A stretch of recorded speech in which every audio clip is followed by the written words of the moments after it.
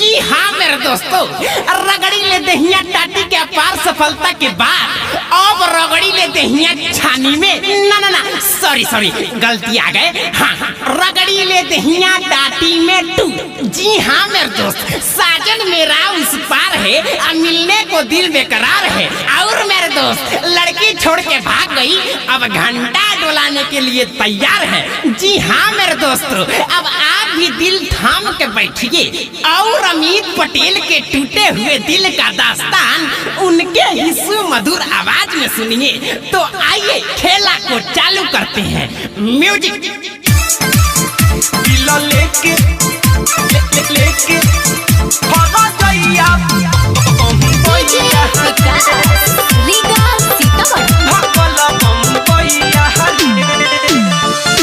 दुख बायो सन का हम बताई, काम न करता बे सुई दवाई। बाबा रामदेव के प्रभाव लगवा दे। अरे दुख बायो सन का हम बताई, काम न करता बे सुई दवाई। बिया कइले उघात मारी दिलावा पला तो सुन यार बारे बन के कसैया रे। अरे ये प्यास पहिलकी के जैसा नियो भाग गइल का हो।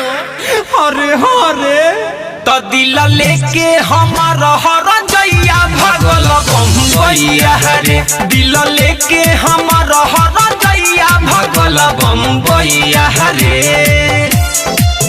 दिल लेके हर जइया बम्बैया भगल बम्बैया रे। पहले तो धीरे धीरे हमके पटवाला सन, हमारा के प्यार करे के हो सिखवाला सन। अरे सिखैबो कैलस कि ना रे। पहले तो धीरे धीरे हमके पटवाला सन, हमारा के प्यार करे के हो सिखवाला सन। बोली मीठी मीठी बात कइल ससुरा बात अब कहतिया हमारा के भैया रे। छोटी छोटी बातों पे तुम मुंह न खुलाया कर।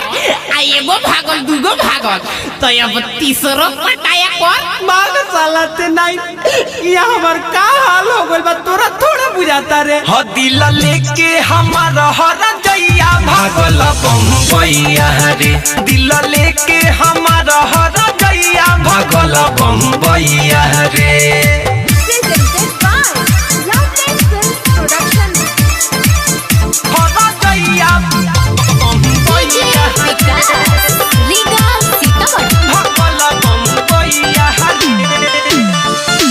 सीना के ऊपर या भीतर दुखाता, आवता याद जब तबे भभाता। अरे तो जाली लोशन लगाओ लहर कम होई।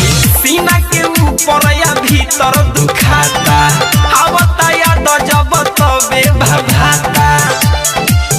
छोड़ दिले बिया हाथ अब नई खेसा हाथ नहीं सुझता वे कवन उपैया रे। अरे मर्दे, जब जादे मुखी धरी तब पूजौल में अखड़ लिया, आ ओहू से ना होई तब पहिल के जैसन जाके टटिए रगड़ लिया। भाग साला ते नहीं, ओहू में रगड़त साला वो टूट गइल बा। ह दिल लेके हमार हर जइया भागल बम्बैया रे। दिल लेके हमार हर जइया भागल बम्बैया रे।